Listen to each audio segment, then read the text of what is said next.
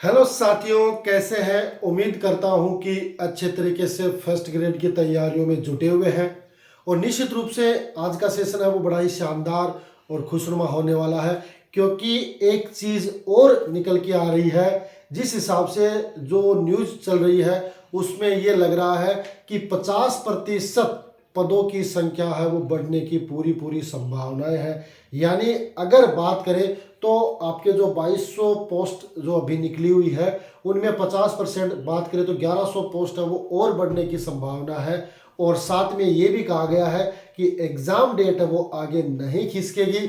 यानी जो विद्यार्थी तैयारी कर रहे थे, जिन्होंने तैयारी की है, उन सब के लिए ये सत्र है वो बहुत ही खास होने वाला है।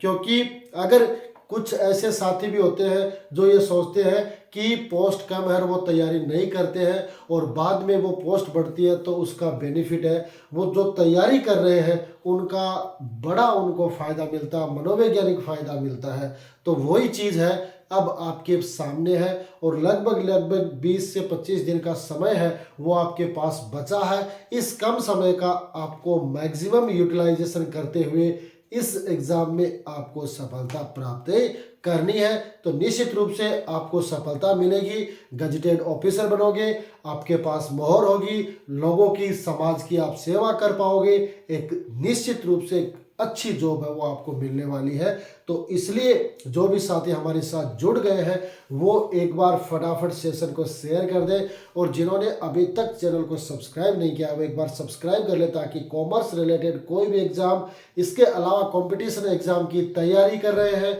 और साथ में गवर्नमेंट जॉब की तैयारी कर रहे हैं, उन सब के लिए ये ऑनलाइन प्लेटफॉर्म है बड़ा ही फायदेमंद होने वाला है। तो इसलिए ये काम जरूर करना है। और आज हम सेशन स्टार्ट करेंगे कुछ और महत्वपूर्ण क्वेश्चन स्कूल मैनेजमेंट से रिलेटेड, जो आपके प्रथम प्रश्न पत्र में क्वेश्चन है वो पूछे जाएंगे, तो उसकी अपन व्यवस्था देखेंगे। और आज के इस सेशन में जो आपका पाठ्यक्रम में दे रखा है कि राजस्थान का जो एजुकेशन सिनेरियो है उससे रिलेटेड जो क्वेश्चन है, जो प्रश्न है जो बन सकते हैं, उन पे आज के इस सेशन में डिस्कस करेंगे। और चाहेंगे कि आपके कमेंट भी जरूर आए, ताकि आज का जो सेशन है वो काफी प्रभावशाली और आपके लिए उपयोगी बन सके। तो ठीक है साथियों, आज का सेशन है वो स्टार्ट कर रहे हैं फटाफट। छोटा सेशन, लिमिट्स का सेशन होगा और अपनी बातें होंगी, सिर्फ काम काम की बात होगी जो आपके एग्जाम से रिलेटेड हो सकती है। चलो ठीक है साथियों, आज का सेशन है वो स्टार्ट कर रहे हैं एक महत्वपूर्ण क्वेश्चन के साथ। आपको इसका जवाब देना है। बताओ, देखिए इसका क्या सही आंसर होने वाला है, आपको इसका जवाब देना। बहुत ही आसान सा क्वेश्चन है, आराम से आप इसका जवाब दे सकते हो, कहीं कोई दिक्कत नहीं है। कि वर्तमान में राजस्थान के राजकीय विद्यालयों में अल्पसंख्यक है ना भाषाओं के शिक्षण की व्यवस्था है ना। अल्पसंख्यक कौन कौन सी भाषाएं हैं वो आपको पढ़ाई जाती है, उर्दू, सिंधी, हिंदी, राजस्थानी। तो आपकी हिंदी वो अल्पसंख्यक की नहीं है ना, तो इसमें नहीं आएगी। सिंधी, उर्दू, राजस्थानी, संस्कृत, तो इसमें संस्कृत वो अल्पसंख्यक की नहीं है, तो वो नहीं आएगी, है ना। गुजराती, पंजाबी, उर्दू या सिंधी, है ना, सिंधी, गुजराती, उर्दू और बंगाली। अब बताओ, देखिए इनमें से कौन सा सही आंसर होगा आपका। अल्पसंख्यक भाषा की निर्देशालय होता है, निर्देशालय दो तरीके के होते हैं। एक तो होता है आपका प्रारंभिक शिक्षा का निर्देशालय और एक होता है माध्यमिक शिक्षा का निर्देशालय। तो निर्देशालय स्तर पर है ना जो अल्पसंख्यक भाषाएं हैं उनके लिए अलग से जो जिला शिक्षा अधिकारी है उनके पदों के अनुसार है ना जो पदाधिकारी है उनकी व्यवस्था कर रखी है। और वर्तमान में अगर बात करें तो राजस्थान में कौन कौन सी है जो आपको राजकीय विद्यालयों में अल्पसंख्यक भाषा के रूप में पढ़ने की व्यवस्था होगी। वर्तमान में राजस्थान के राजकीय विद्यालयों में अल्पसंख्यक भाषाओं के शिक्षण की व्यवस्था है, ये आपको बतानी है। बताओ देखो राजस्थानी नहीं है ना, राजस्थानी अपने फिलहाल नहीं है ना। इसके आधार पर आप अनुमान लगा सकते हो, क्योंकि राजस्थानी भाषा को अभी तक मान्यता नहीं मिली है। तो अभी तक क्योंकि जो एनईपी आ रही है, एनईपी 2020, उसमें तो जरूर कह रखा है ना, उसमें तो जरूर कह रखा है कि जो आपका प्रारंभिक स्तर है ना, उसमें बच्चे को उनकी मातृभाषा मदर टंग में स्पेलिंग है, मदर टंग की जो चीजें हैं उनको सिखाने की आवश्यकता है। लेकिन बात करें कि ये पुराना प्रश्न आया हुआ है उस समय की, अगर एनईपी के अनुसार पूछा जाता है तो उसमें मातृभाषा को शामिल किया गया, राजस्थानी भाषा को शामिल नहीं किया गया है, ये अपने को ध्यान में रखना है। तो इसमें भी राजस्थानी है तो ये भी नहीं होगी, ये भी नहीं होगी, इसमें बंगाली है तो बंगाली नहीं होगी, तो इसका आंसर क्या हो जाएगा, सी है वो इसका सही आंसर हो जाएगा, है ना। ये क्या होगा, गुजराती, पंजाबी, उर्दू और ये सिंधी है ना, सिंधी भाषा है वो आपको पढ़ने का मौका मिलता है। ठीक है, बढ़े आगे, अगला क्वेश्चन बताओ, देखिए इसका आंसर क्या होगा। राजस्थान निःशुल्क एवं अनिवार्य बाल शिक्षा जो नियम है 2011 है ना, अधिनियम तो 2009 है, नियम 2011 के अनुसार प्रारंभिक शिक्षा परिषद के प्रमुख कौन होंगे, मानव अधिकार आयोग के अध्यक्ष, सर्व शिक्षा अभियान के निदेशक या कमीशन, राज्य के मुख्य सचिव, आरंभिक शिक्षा या प्रारंभिक शिक्षा के निर्देशक, ये आपको बताना है। बताओ देखिए इसका क्या आंसर होगा, बताओ फटाफट, इसका आंसर आपका आना चाहिए। देखो शिक्षा का जो तरीका है निःशुल्क और अनिवार्य, इसमें आपको पता है कि 25% सीटें हैं वो जो आपके निःशुल्क और अनिवार्य शिक्षा अधिनियम के तहत, जिसको अपन RTE कहते हैं, राइट टू एजुकेशन, है ना, राइट टू एजुकेशन, है ना। अनिवार्य बाल शिक्षा अधिकार नियम में आपने देखा होगा कि उनमें फ्री ऑफ कॉस्ट है, वो पढ़ने का उनका अधिकार है।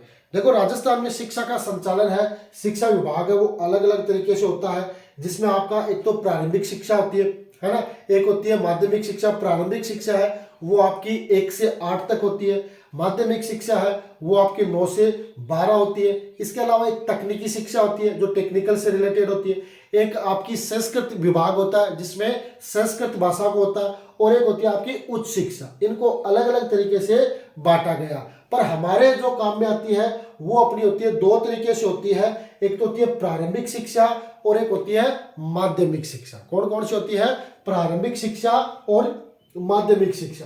तो इन दोनों शिक्षाओं को यानी 1 से 8 तक बच्चा, है ना, उसको क्या होता है, पढ़ने का अधिकार होता है ना, वो भी निःशुल्क, है ना। तो उस प्रारंभिक शिक्षा है उसके परिषद के प्रमुख कौन होंगे, तो उसके कौन होंगे, सर्व शिक्षा अभियान जो SSA है, सर्व शिक्षा अभियान के निदेशक या कमिश्नर है वो इसके प्रमुख होंगे। क्या होंगे, वो इसके प्रमुख होंगे। ठीक है,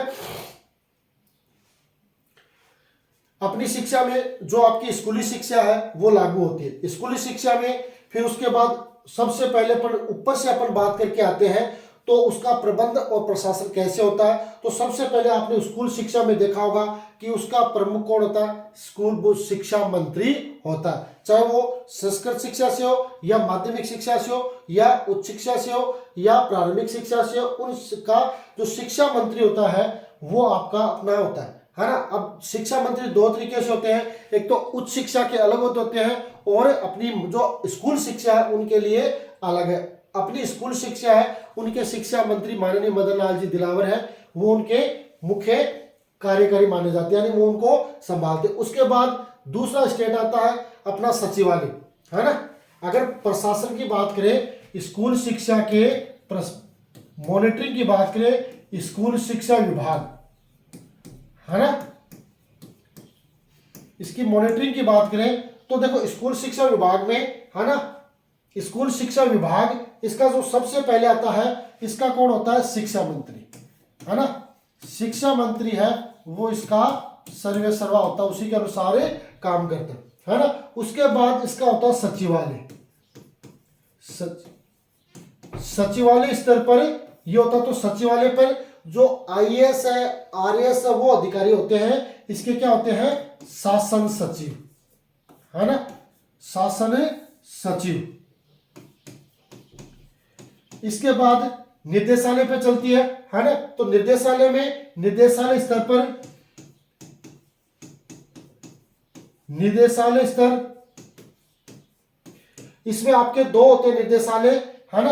एक तो होता है प्रारंभिक निर्देशालय, है ना, जो एलिमेंट्री होता है, प्रारंभिक शिक्षा विभाग का होता है। दूसरा होता है माध्यमिक शिक्षा विभाग। दोनों के निर्देशक है वो अलग अलग है ना। ये निर्देशालय है, मैं आपको बता दूं कि पहले दोनों का एक ही चलता था, यानी शिक्षा का सामूहिक रूप से निर्देशालय होता था। लेकिन है ना 1997 में क्या किया कि प्रारंभिक निर्देशालय और माध्यमिक निर्देशालय दोनों को अलग अलग कर दिया। और उसके बाद से यानी 1 जनवरी 1998 से प्रारंभिक शिक्षा निर्देशालय अलग काम करता है और माध्यमिक शिक्षा निर्देशालय अलग काम करता है। प्रारंभिक शिक्षा निर्देशालय की भी क्या होता है, निदेशक होता है ना, और माध्यमिक शिक्षा का भी निर्देशक होता है। तो वर्तमान में प्रारंभिक शिक्षा के जो निर्देशक है वो सीताराम जाट है और माध्यमिक शिक्षा के जो निर्देशक है वो आशीष मोदी है ना।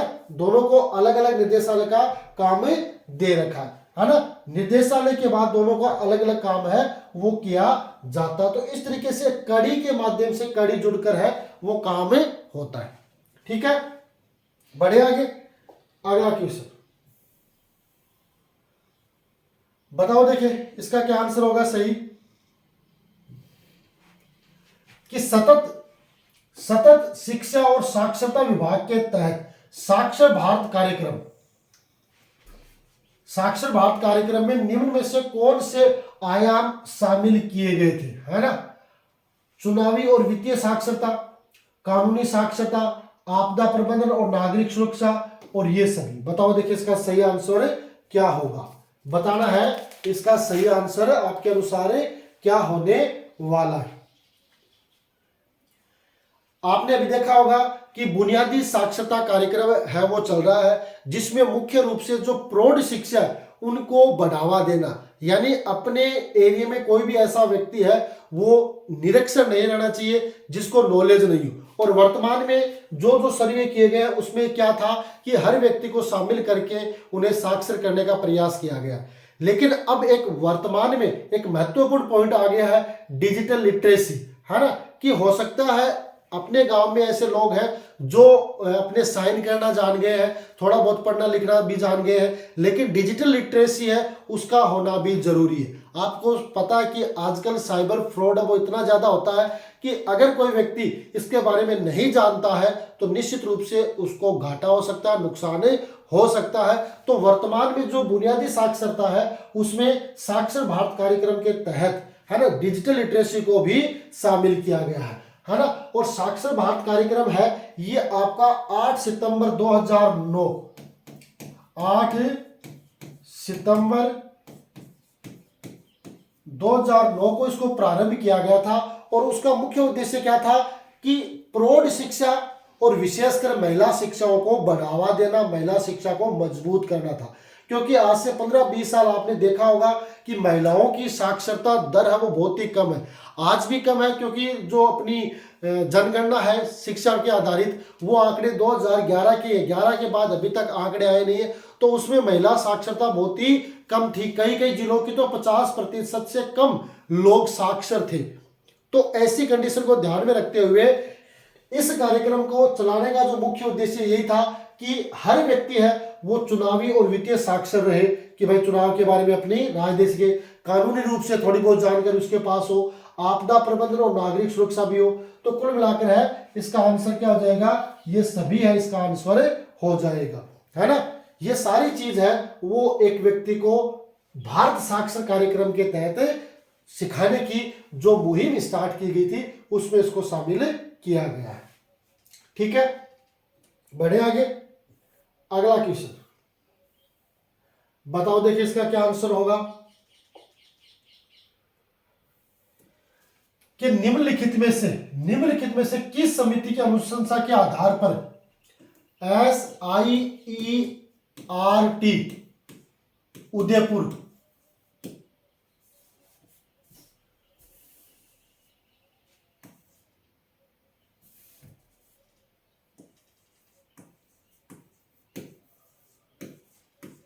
SIERT state institute of education research and training, है ना। SIERT state institute of education research and training जो उदयपुर में स्थापना की गई थी। कब स्थापना की गई थी? इसकी स्थापना की गई थी साई के स्थान पर। जो साई थी, SIE, है ना, साई के स्थान पर इसकी स्थापना की। स्टेट इंस्टीट्यूट ऑफ एजुकेशन का चेंज करके ये 11 नवंबर 1978 में इसकी स्थापना की गई थी। किसकी? साइट की। किसके स्थान पर? साई के स्थान पर। स्टेट इंस्टीट्यूट ऑफ एजुकेशन के जगह 11 नवंबर 1978 को SIERT की स्थापना उदयपुर में की गई थी, है ना, जिसका फुल फॉर्म होती है state institute of education research and training, जो मुख्य रूप से शिक्षा को बढ़ावा देने के लिए, उनको जो नव नियुक्त कार्मिक है उनको प्रशिक्षण के लिए, उनकी योग्यताओं में वृद्धि करने के लिए इस संस्था की स्थापना की गई थी। और इस संस्था की स्थापना किस समिति की अभिशंसा पर की गई थी? वर्मा समिति, यशपाल समिति, महोरात्रा समिति या पालीवाल समिति? बताओ देखिए, इसका सही आंसर क्या होगा? तो इसकी स्थापना कौन सी? मेहोरात्रा समिति की सिफारिश पर स्थापना की गई थी, है ना। राजस्थान के प्रोफेसर RC मेहोरात्रा समिति की स्थापना से जो साई है, स्टेट इंस्टीट्यूट ऑफ एजुकेशन की जगह 11 नवंबर 1978 को SIERT की स्थापना की गई थी, है ना।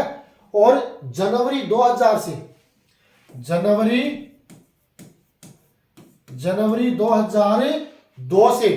है ना, जनवरी 2002 से ये प्रारंभिक शिक्षा निदेशालय के नियंत्रण में काम कर रही है ना। लेकिन ये बात भी सेट नहीं हुई और फिर क्या हुआ? 14 अगस्त 2018 को, है ना, SIERT की जगह, है ना, SIERT की जगह एक नई संस्था है, उसका निर्माण किया गया, जिसका क्या है? RSCERT, है ना, RSCERT। इसकी फुल फॉर्म क्या हो जाएगी? Rajasthan state counselling of education research and training. क्या हो जाएगी? Rajasthan state counselling of education research and training, यानी इसकी स्थापना कर दी है। किसकी जगह? SIERT की जगह, है ना। और ये कौन सी संस्था है? ये आपकी कौन सी संस्थाओं में आएगी? ये आएगी आपकी स्वायत्त शासित संस्था। स्वायत्त शासित संस्था की कैटेगरी में इसको शामिल किया गया है ना। तो अब ये ध्यान रखना, पहले आपकी साई थी, उसकी जगह SIERT की स्थापना हो गई। उसके बाद 14 अगस्त 2018 को इसका नाम बदल के क्या कर दिया? RSCERT, Rajasthan state counselling of education research and training है, वो इसका नाम कर दिया गया है। और ये एक स्वायत्त शासित संस्था है, वो बन गई है ना। ठीक है, तो इसकी स्थापना मेहोरात्रा समिति की से की गई थी। बढ़े आगे। अब अगर क्वेश्चन आएगा तो यहां से आएगा, ये ध्यान रखना आपको कि इसकी फुल फॉर्म पूछ सकता है, कब इसका गठन हुआ ये आपसे पूछ सकता है, तो ये अपने को ध्यान में रखना है। और इसका जो आदर्श स्लोगन कहते हैं, आदर्श वाक्य है, वो है उद्बुद्धेम समनसः सद्धाय, है ना। तो ये भी अपने को ध्यान में रखना है। ठीक है, बढ़े आगे। अगला क्वेश्चन ये आ गया आपके सामने एक बार पुनः कि RSCERT का विस्तारित नाम है RSCERT। इसकी फुल फॉर्म में क्या है? तो वो मैंने आपको अभी बताई है, Rajasthan state counselling of education research and training. अब देख लो इसमें कौन सा है, ये है क्या? Rajasthan state counselling of education research and training है, Rajasthan state counselling of education research and training, है ना। ये भी है राजस्थान संस्कृत काउंसिलिंग, तो संस्कृत नहीं है। राजस्थान स्टेट काउंसिलिंग फॉर, देखो इसमें फॉर आ गया, एजुकेशन रिसर्च एंड ट्रेनिंग, है ना। अब इसमें देखो Rajasthan state counselling of educational, है ना। अब देखो इसमें कंफ्यूज कर रहा है ना, एक तो है एजुकेशनल और एक होता है आपका एजुकेशन, है ना, रिसर्च एंड ट्रेनिंग। सिर्फ छोटा सा डिफरेंस है ना, छोटा सा डिफरेंस है। तो इसकी फुल फॉर्म होगी Rajasthan state counselling of educational research and training. तो ये इसका सही आंसर होगा, ए है वो इसका सही आंसर हो जाएगा। ठीक है, क्या हो जाएगा, ए इसका सही आंसर हो जाएगा। इसका ई का अर्थ क्या है, एजुकेशनल है। ई का अर्थ क्या है, एजुकेशनल है, एजुकेशन नहीं है, ये अपने को ध्यान में रखना है। ठीक है, क्या है, एजुकेशन है। जो आपका ई है वो आपका फुल फॉर्म में क्या आएगा, एजुकेशनल आएगा। तो ये अपने को ध्यान में रखना है। ठीक है, बढ़े आगे। अगला क्वेश्चन आसान सा क्वेश्चन है, इसका जवाब तो दे दोगे, कहीं कोई दिक्कत नहीं है ना। SCERT, SCERT सर्ट की स्थापना कहां की गई है ना। SCERT की स्थापना कहां की गई है, उदयपुर, जयपुर, अजमेर या बीकानेर, है ना। SCERT की स्थापना कहां की गई है,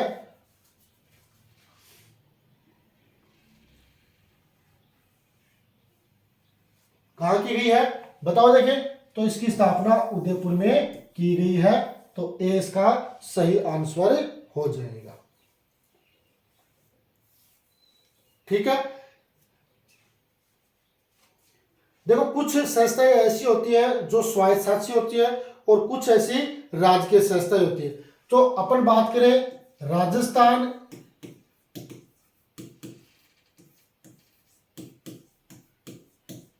प्रारंभिक शिक्षा निदेशालय, राजस्थान प्रारंभिक शिक्षा निदेशालय, इसमें अपन देखते हैं कि इसमें दो तरीके की संस्थाएं होगी। एक तो हो जाएगी इसमें आपकी सरकारी यानी राजकीय संस्था, और एक हो जाएंगे आपकी स्वायत्तशासी संस्था। अब इसमें राजकीय संस्था जो प्रारंभिक शिक्षा, उसमें राजकीय संस्था कौन कौन सी होगी, एक तो हो जाएगा आपका प्रारंभिक शिक्षा निदेशालय, है ना। दूसरा आपका कौन सा हो जाएगा, प्रारंभिक शिक्षा से ही जुड़ा है आपका निदेशालय साक्षरता एवं सतत शिक्षा, निदेशालय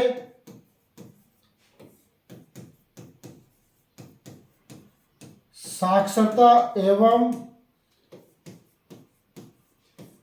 सतत शिक्षा।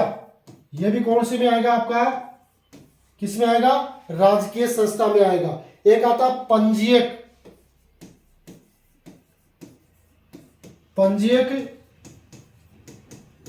विभागीय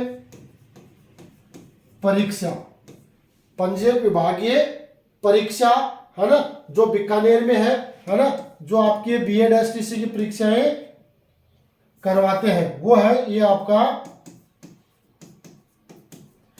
ठीक है, इसके अलावा आपका कौन कौन सा आ जाएगा, जिला शिक्षा और प्रशिक्षण संस्थान डाइट, जिला शिक्षण एवं प्रशिक्षण संस्था, जिसको अपन शॉर्ट में क्या कहते हैं, डाइट। तो ये आपकी कौन सी संस्था हो जाएंगी, ये आपकी राजकीय संस्था हो जाएंगी, है ना। स्वायत्तशासी में राजस्थान प्रारंभिक शिक्षा परिषद, राजस्थान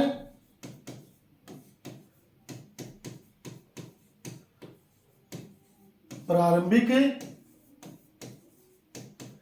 शिक्षा परिषद, है ना। इसके अलावा और क्या हो जाएगा, आपके जो शिक्षा कर्मी बोर्ड है वो हो जाएगा राजस्थान शिक्षा कर्मी बोर्ड। वो भी आपका किस में आएगा, प्रारंभिक शिक्षा के स्वायत्त शासन में आएगा, है ना। राजस्थान मदरसा बोर्ड, राजस्थान मदरसा बोर्ड, है ना, कहाँ है, जयपुर। राजस्थान मदरसा बोर्ड जयपुर। राजस्थान राज्य पाठ्य पुस्तक मंडल बोर्ड, राजस्थान पाठ्य पुस्तक मंडल, ये कहाँ है, ये भी जयपुर है ना। तो ये आपके कौन कौन से हो गए, ये आपके प्रारंभिक शिक्षा निर्देशालय की, ये आपकी राजकीय संस्था है और ये आपकी स्वायत्त शासित संस्था है ना। परीक्षा में ऐसा ही क्वेश्चन है, वो आपसे पूछा जाता है कि भाई प्रारंभिक शिक्षा के राजकीय संस्थान कौन से हैं और प्रारंभिक शिक्षा के ही स्वायत्त शासित संस्थान कौन से हैं, ये आपको बताना होता है। तो ये अगर आपने सही बता दिया तो आपका क्वेश्चन है वो सही होता है, क्योंकि इसमें से जो क्वेश्चन आते हैं वो बहुत ही आसान तरीके से आते हैं, यानी उसमें ये फैक्ट वाले क्वेश्चन नहीं आते, इसमें तो जो है वो ही है, उसके आधार पर ही क्वेश्चन है वो पूछे जाते हैं। तो ये आपके प्रारंभिक शिक्षा निर्देशालय के राजकीय संस्थान और स्वायत्त शासित संस्थान है वो हो जाती है, ठीक है, ओके है। अब अपन देखेंगे कि भाई माध्यमिक शिक्षा विभाग के, है ना, राजस्थान माध्यमिक शिक्षा के कौन कौन से संस्थान हैं।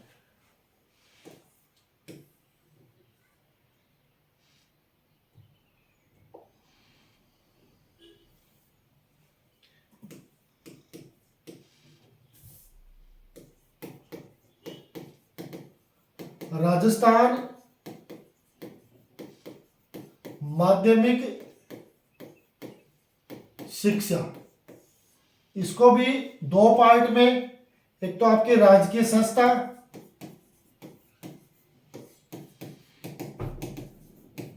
और दूसरी आपकी स्वायत्त शासित संस्था, है ना। इसको अपने को वर्गीकरण करना है। तो राजकीय संस्था में कौन कौन सी आती है, राजकीय संस्था में एक नंबर पे आ जाएगी माध्यमिक शिक्षा निर्देशालय, माध्यमिक शिक्षा निर्देशालय बीकानेर, ये बीकानेर में, यह प्रारंभिक और माध्यमिक दोनों बीकानेर में है ना। तो ये आपके राजकीय संस्था में आएगा। दूसरा आपके उच्च अध्ययन शिक्षण संस्थान, जिसको IAS कहते हैं, उच्च अध्ययन शिक्षण संस्थान, जिसे IASE कहते हैं, है ना। ये एक तो अजमेर में है और एक बीकानेर में है, सरकारी, है ना, सरकारी अजमेर और बीकानेर में है, प्राइवेट है वो आपकी एक सरदार शहर में भी है ना। तो ये अपने को ध्यान में रखना। एक होती है राजकीय शारीरिक शिक्षा महाविद्यालय, तीसरा राजकीय शारीरिक शिक्षा महाविद्यालय, ये आपका जोधपुर में है, कहाँ है, जोधपुर में है। एक आपका शिक्षक शिक्षा महाविद्यालय, शिक्षक शिक्षा महाविद्यालय, ये भी आपका राजकीय में आता है। और एक है आपका राजकीय शार्दुल स्पोर्ट्स स्कूल, राजकीय, पांचवें इसमें राजकीय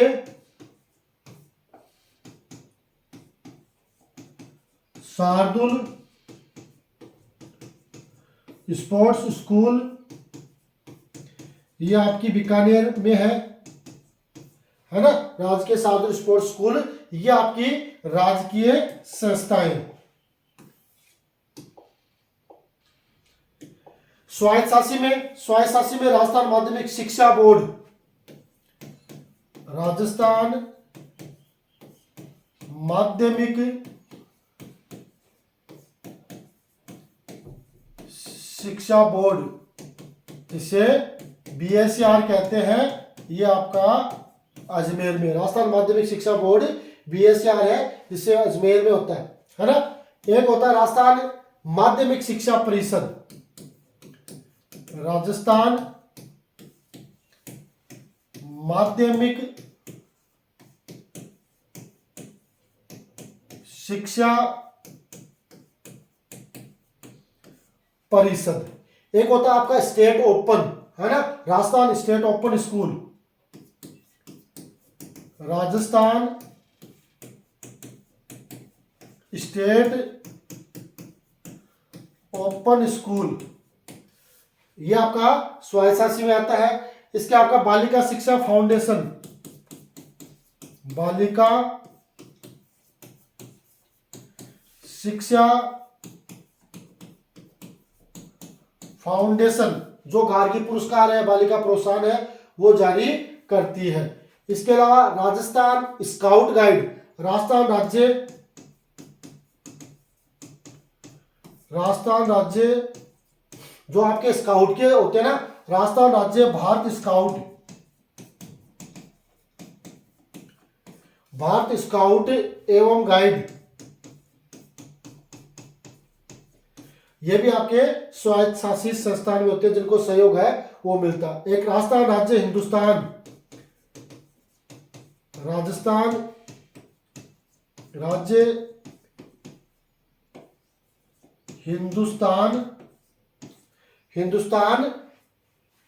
स्काउट्स एंड गाइड्स,